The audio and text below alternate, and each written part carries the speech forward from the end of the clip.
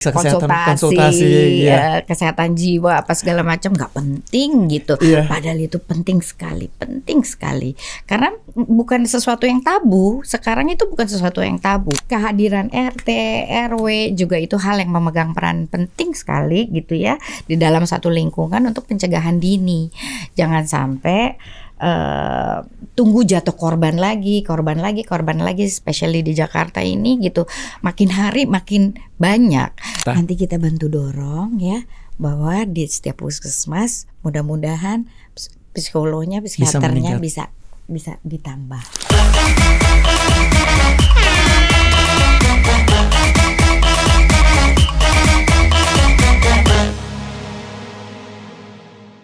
Ke Tanah Abang beli batagor. Cakep. Selamat datang di Tanjidor. Selamat datang kawan perjuangan di Tanjidor, tanya jawab interaksi Dewan Kebon Sirih. Tempat di mana para wakil rakyat dari fraksi PDI Perjuangan akan berbagi pandangan dan juga solusi terkait dengan isu-isu terkini yang hangat diperbincangkan oleh warga di DKI Jakarta. Kawan perjuangan, akhir-akhir ini sangat banyak sekali kita berhadapan dengan kasus kekerasan terhadap perempuan dan juga anak yang marak sekali diberitakan. Baik terjadi di rumah tangga, di lingkungan, maupun di media sosial. Hal ini tentu saja menjadi pekerjaan rumah yang cukup besar yang perlu diselesaikan dengan lintas stakeholder untuk bisa mendapatkan solusi terbaik demi melindungi perempuan dan juga anak-anak generasi penerus bangsa. Dan hari ini di Tanjidor kita menghadirkan anggota DPRD DKI Jakarta fraksi PDI Perjuangan yang mengabdikan dirinya di Komisi E. Tentu saja Komisi E berkaitan dengan isu kesejahteraan sosial, di dalamnya juga membicarakan terkait dengan isu perempuan dan juga anak. Mari kita sambut bersama Ibu Cica Kusoyo. Halo Safri. Biasanya kalau Ibu Cica ini apa kabar? Baik. Biasanya kalau Ibu Cica kurang kalau tanpa yel-yel ya Ibu ya. Biasanya nggak usah di sini kita nggak usah pakai yel. Oke, di sini kita jadi pendengar Tanjidor. Tanjidor apa sih singkatannya tadi? Tanya jawab interaktif Dewan Kebon Sirih. Oke, keren. Tanjidor. Gimana kabar Ibu hari ini? Alhamdulillah sehat. Terima kasih loh udah diundang. Tentu ini sebuah kesempatan yang luar biasa juga, khususnya bagi saya bisa ngobrol langsung mewakili kawan perjuangan yang nonton dari rumah untuk episode Tanjidor kali ini. Sebagai pengantar juga Ibu yang tadi sudah kami sampaikan bahwa angka kasus kekerasan terhadap perempuan dan anak di Jakarta ini cukup tinggi, Bu. Ya, Bahkan berdasarkan data 53%-nya itu didominasi oleh kelompok dari anak-anak di bawah umur. Mungkin salah satu kasusnya kemarin yang ramai juga. Betul. Adik Alvaro. Dan itu sebenarnya menjadi tamparan cukup keras ya Ibu. Sangat. Bagi kita semua. Kita yang nonton dari rumah aja nggak sengaja menitikan air mata ya, Bu, ya, soal kasus tersebut. Bagaimana sebenarnya? Gitu. Jadi gini, pertama-tama saya ingin berbelasungkawa ya untuk jatuhnya lagi nih korban anak di bawah umur yang hilang selama 8 bulan, adik Alvaro. Ya, itu kami sempat kesana juga gitu, berjumpa dengan keluarga dan benar-benar miris ya. Ternyata anak ini dibawa pergi oleh ayah tirinya. Jadi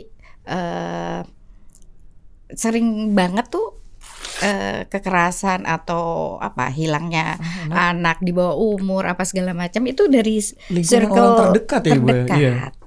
Itu yang sangat miris lah, yang saya rasa ini kok tren ini kok jadi tambah naik ya gitu. Bukannya, tapi tetap ada dua sisi nih ceritanya. Dua sisi. Sisi pertama adalah masyarakat ini semakin teredukasi dengan kasus kekerasan ya, karena seringnya akhirnya mereka aware nih, mereka akhirnya mikir bagaimana ya cegahnya, pertama-tama harus ngapain dan sebagainya gitu. Tapi di sisi lain lagi juga maksudnya yang sangat miris ini masih terus aja dirasakan actionnya tuh lambat banget Iya. gitu loh. Jadi seringkali maksudnya kalau kita lagi rapat komisi juga, ini gimana sih? Untuk penyelesaiannya, iya. Dinas PPAPP, please ada di situ dan harus bersinergi sebenarnya Betul, sama betul. semua dinas yang terkait. Dan Iya. sebenarnya kami memang turunan dari Undang-Undang Perlindungan Anak. Betul. Kalau di betul. DKI sudah diturunkan nih melalui Perda nomor 8 tahun 2011. 2011. Iya, Oke. tentang perlindungan perempuan dan anak. Tapi kalau kita ngomongin tahun 2011 itu udah berapa puluh Udah tahun lama lalu. banget. Betul, Sekarang Ibu. aja udah 2025. Iya. Berarti berapa? It was berapa? 14 tahun, 14 14 tahun yang lalu, dan ini udah 2025, tentu tren kasusnya semakin meningkat, Iya. penyebabnya juga beragam gitu. Kalau dari Ibu sendiri ngelihatnya masih relevan gak sih kita soal perda tersebut, dan sejauh ini? Enggak. Kalau Udah menurut nggak saya relevan. secara pribadi memang maksudnya memandang perda ini ya, Perda 8 2011 ini memang udah usang ya kayaknya gitu. Udah memang perlu segera didorong lagi untuk dikawal. Nanti ada revisi perda yang dapat terrealisasi dengan saat ini gitu loh keadaan sekarang. Apalagi perda ini juga belum mengakomodir undang-undang TPKS. Iya, tindak TPKS pidana itu kekerasan tindak seksual. pidana kekerasan seksual. Seksual. Betul. Nomor 12 tahun 2022 yang waktu itu sudah disahkan oleh Mbak Puan, Ketua DPR RI kita gitu ya. Terus selain itu revisi perda ini juga harus menjawab tantangan kekerasan yang dilakukan lewat media digital. Iya, betul, itu juga betul. itu pengaruh banget loh. Dan sebenarnya kalau kita berbicara terkait dengan penanganan kasus kekerasan seksual terhadap perempuan dan anak, kayak tadi Bunda udah sebut juga, di dalamnya ada peran stakeholder yang cukup banyak. Udah pasti. Mulai dari dinas sosial, dinas Iya, PPAPP terutama, betul. kemudian ada peran dinas pendidikan juga di dalamnya. Nah, kalau dari Ibu sendiri yang memang ada di Komisi E, apakah melihat ini sudah berjalan dengan baik? Udah baik belum ya? Aku lihat ya, maksudnya masih jalan sendiri-sendiri gitu loh ya. Ngelihatnya tuh masih ya semua istilahnya mencari panggungnya sendiri-sendiri gitu loh ya. Sementara kan faktor penyebab timbulnya kekerasan ini kan banyak faktor nih. Iya. Saf. Jadi ada faktor ekonomi ya kan, ada pengaruh dari gadget tadi gitu, ada pola asuh, belum lagi pengaruh buruk dari lingkungan sekitarnya. Pada akhirnya memang dinas PPAPP ini harus berkolaborasi, bersinergi dengan dinas-dinas terkait supaya efektif, mulai dari dinas sosial, pendidikan, kesehatan, dan juga PPAPP itu sendiri. Nah, dinas PPAPP tidak boleh cuma fokus di urusan penanggulangannya aja gitu kan, yang kayak tadi kita sampaikan.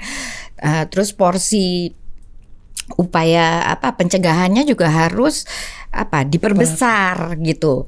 Jadi jangan terjebak dengan kerja-kerja normatif tadi gitu loh. Sementara sekarang kesehatan mental itu jadi isu tinggi juga, apalagi di kota-kota besar. Ya kan? Jadi itu juga jadi pikiran kita jadi semua jadi gitu. Bayangin satu orang harus menghandle misalnya 20 orang, bahkan 30 orang, antriannya panjang. Akhirnya orang udah males, nggak usah deh konsultasi kesehatan jiwa apa segala macam, nggak penting gitu. Padahal itu penting sekali.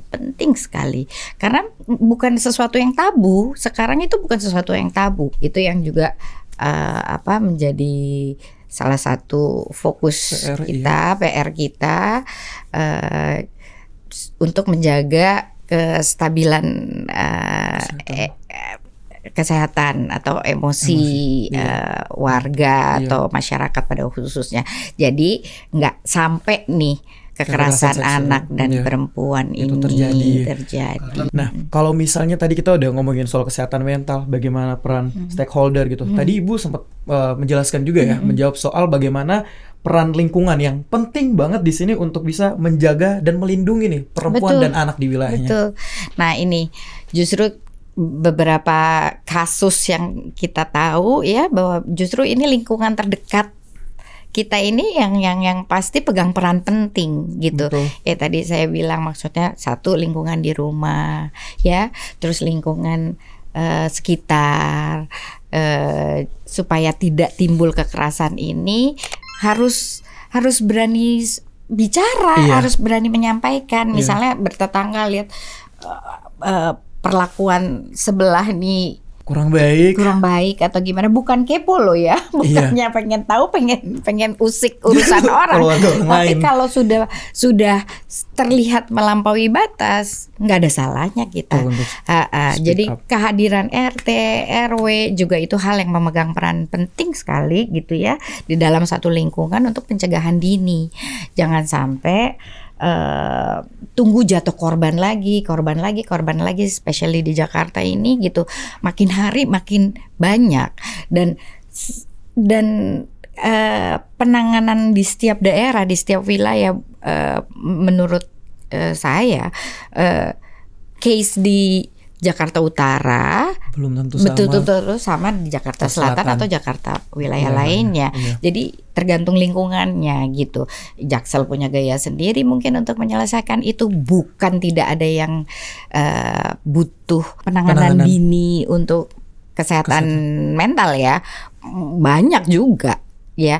Tapi kan maksudnya apalagi yang itu aja butuh, apalagi yang gang kelinci ini, gitu loh. Maksud aku yang gang kelinci ini kan lebih membutuhkan gitu, sangat membutuhkan gitu loh. Nah ini kan rata-rata masih tabu, takut nanti jadi omongan, takut ini, tapi udah babak belur. Totonya kita tinggal dengar nama. Betul Itu sekali. yang menyedihkan. Mudah-mudahan kita semua bisa bersinergi, semua stakeholder yang terkait, termasuk kita semua.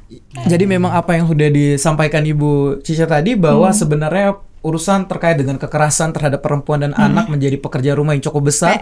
Peran dari berbagai stakeholder, tidak hanya Dinas PPAPP, melainkan sinergi antara dinas lainnya, termasuk Ibu dan Bapak yang ada di kursi DPRD DKI Jakarta, kemudian kita semua yang ada di masyarakat untuk saling peduli, menyuarakan terkait dengan hal ini. Memperhatikan juga salah satu indikator utamanya terkait dengan kesehatan mental yang pada umumnya atau biasanya menjadi pemicu daripada kekerasan seksual yang menimpa perempuan dan anak di lingkungan kita. Nanti kita bantu dorong ya, bahwa di setiap puskesmas mudah-mudahan psikolognya, psikiaternya bisa ditambah. Amin. Betul Ibu. Gitu. Masa iya Karena satu orang psikolog harus menangani 20-50 pasien, keburu mental psikolognya yang ini terganggu beban kerjanya.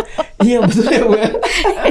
Baik, terima kasih banyak Ibu Cica Kusoyo, Bunda Jaksel, atas pandangannya yang tentu sangat Makasih, mendalam hari Safri. ini. Banyak sekali pelajaran yang kita dapatkan juga. Dan untuk kawan perjuangan di rumah, jangan lupa tetap saksikan Tanjidor, tanya jawab interaktif Dewan Kebon Sirih di waktu-waktu yang akan datang. Saya Syafri bersama dengan Ibu. Saya Cica Kuswoyo. Jangan lupa untuk ikuti semua sosial media dari fraksi PDI Perjuangan DPRD DKI Jakarta. Enggak gini-gini. Fraksi- mulai dari Instagram, subscribe kita di YouTube juga, dan berbagai media sosial lainnya. Sampai jumpa di episode berikutnya, dan tetap jaga semangat untuk Jakarta yang lebih baik. Kami pamit undur diri dan merdeka. Merdeka. Terima kasih.